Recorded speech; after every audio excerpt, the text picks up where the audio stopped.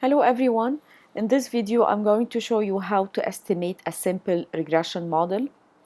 I'm going to be using the dataset offered in Stata, which is available under example datasets, and you click on example datasets installed with Stata. So you click on it, you will find a list of datasets that you can use as a way to practice Stata. So the one I'm going to use today is the NLSW88.dta, which is the International Survey of Women for the year 1988. And once you click on use, you will find the dataset already imported in your Stata. So we can create a do file, so to have all our commands saved, so that in this course I always ask you to create a do file, save all your commands in the do file, and then run it or execute it, and then create a log file, right? So we have here, let's type first clear, because all our do files start with, this is optional of course, but I prefer to have a clear. Sometimes you're working with a previous data sets and you want to make sure that you don't get the error message of telling you that you have already data set in Stata. You want to also set more off, which is in case you have long output of results, you don't want to keep scrolling on the output window, so you keep just saying set more off, so it won't bother you. And you can have the part of getting the data set, right? And then you can summarize, you can describe, right? And the summarize and describe command are displayed here. So summarizing, you have a list of variables. This is a survey asking about age, marital status, the college graduate or not, the area where the person live, the industry, the occupation, whether it is a member of a union, how much they earn per hour, the hours on the job, and this one is the total work experience, and then the job tenure in years. Okay, we also have the describe command, which is telling us the storage type, the display format, the value label, and then the variable label. Okay, so you can also read here, and you can also click on data and then see the data set, right? You can see it here. I always prefer, whenever I have a data set, to graph it, right? So I want to see how it looks like when I'm graphing it. So let's graph it. So let's use scatter plot. So I'm going to use only two variables because I just want to show you a simple model in which I have just one regressor or one x. So the scatter with variable wage is going to be my y variable or dependent variable, and the tenure as my independent variable. Okay, so this is the y, this is the x, and then you want to see how the scatter plot looks like. As you can see, all of these are dots representing the population observations. This is the hourly wage, this is the job tenure in years. It doesn't look like we can get like all the dots firmly close together, but we can see that they are very tight here, there, so it looks like we can fit a linear regression line around this part.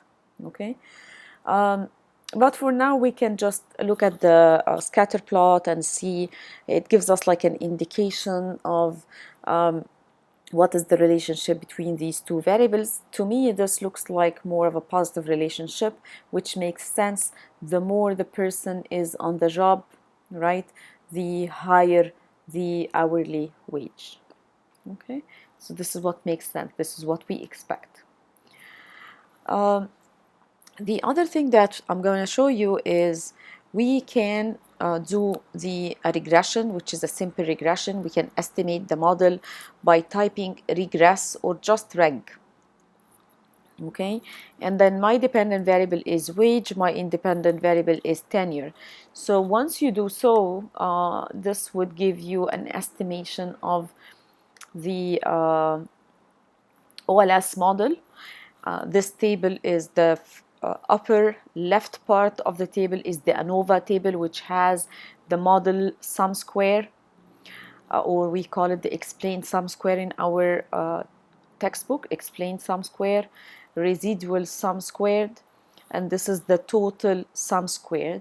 This is the degree of freedom, right? And this is the mean squared. So the model mean squared, the residual mean squared. So it's basically this divided by this, you get this, this divided by this, you get this, and so on. Okay, we have the number of observations, the F statistic of the model telling us the, as we're going to see in the next topic, this is used in order to check for the model, the fit of the model. So this one is telling us that the model is jointly statistically significant, right? So the null hypothesis is saying that the coefficient is equal to 0. So the F statistic is telling us that the model is statistically significant. The R square, the adjusted R square, and the root mean squared error. Of course, these two are very close because we just have one regressor. Okay, we focus on the tenure here coefficient, and based on the tenure coefficient, which is 0.18, this coefficient is telling us that for each 1 year in tenure, wage rate increases by that's approximately $0.19, right? It's like 19 cents.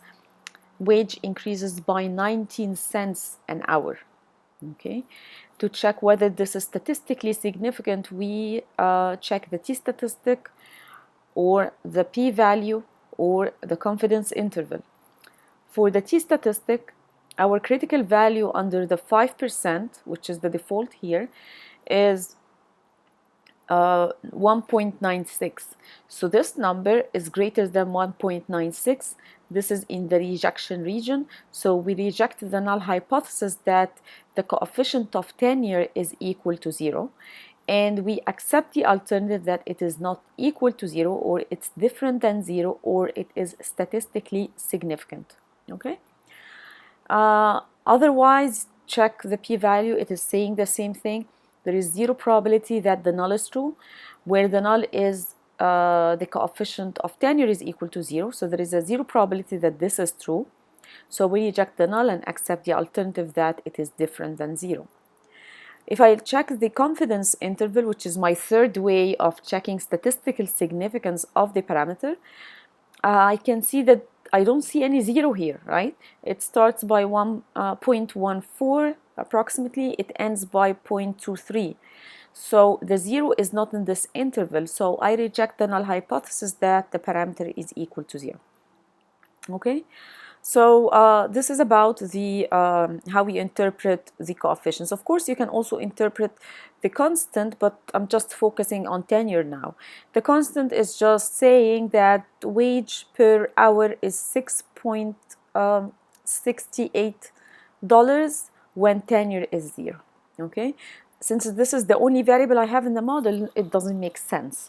So that's why constant sometimes doesn't have an economic sense, but it can have a mathematical sense.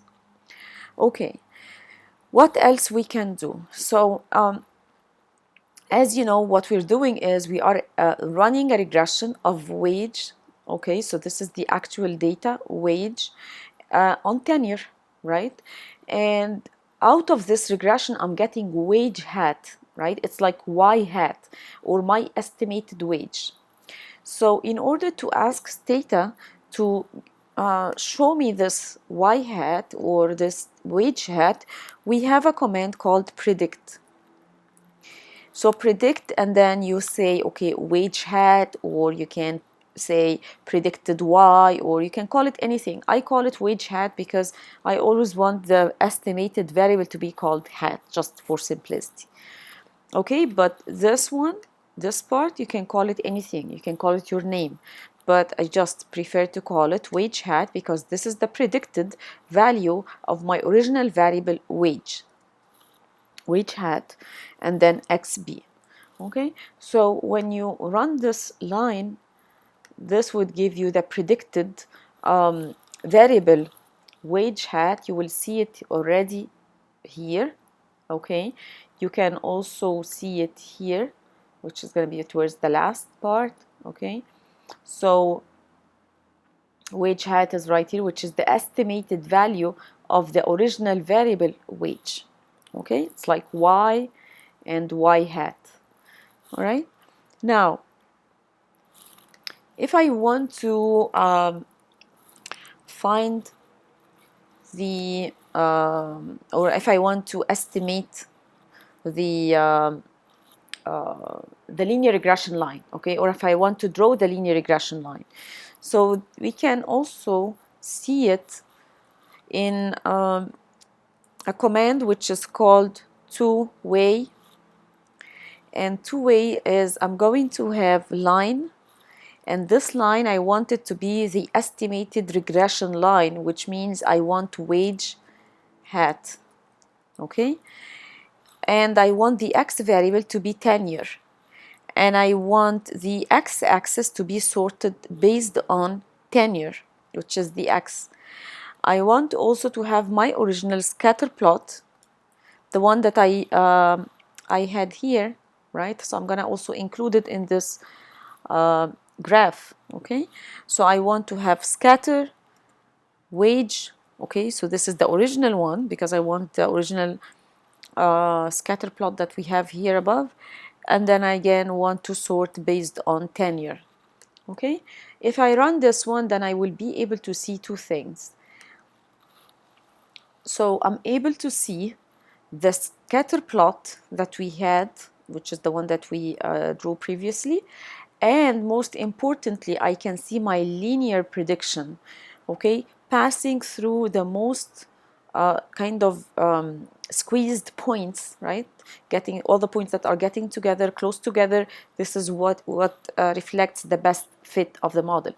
So this is called the linear prediction line, or the linear regression line, or the estimated population regression line. All the dots that you see here is just like the actual observations or the population observations, right?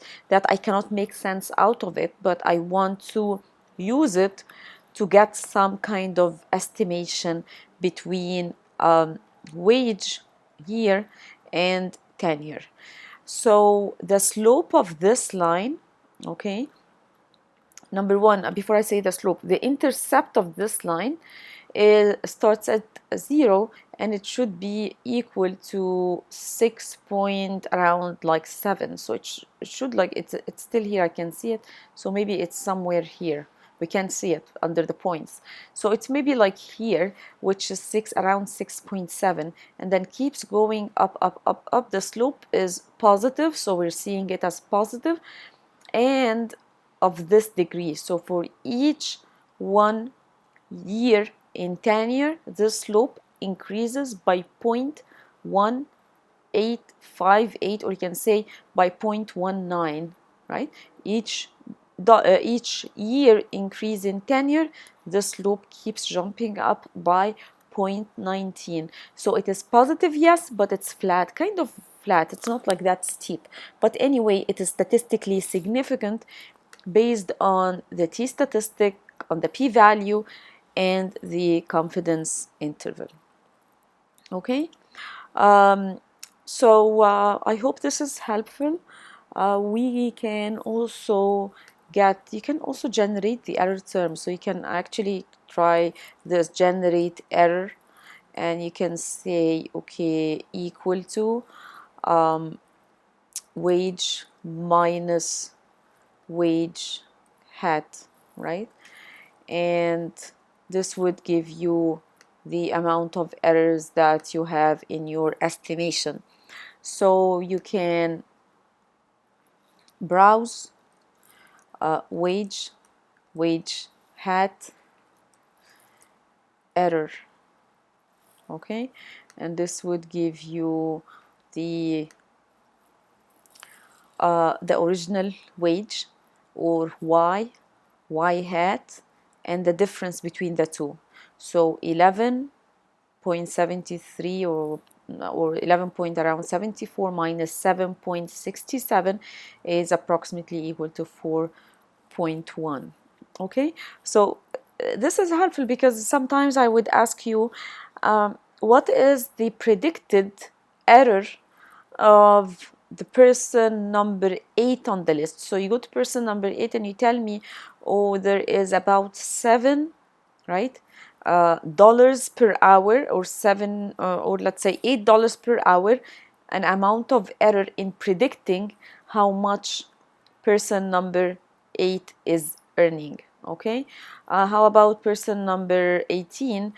The actual earning for that person is 11.0 or 11.10. The estimation is 7.32. The gap or the error in our estimation is $3.78 an hour. Okay, so this is just an example. Okay, everyone, so I'm gonna stop here and I hope this is helpful. So I'm going to save this one under simple regression, okay, which is the one regressor model. Okay, thank you.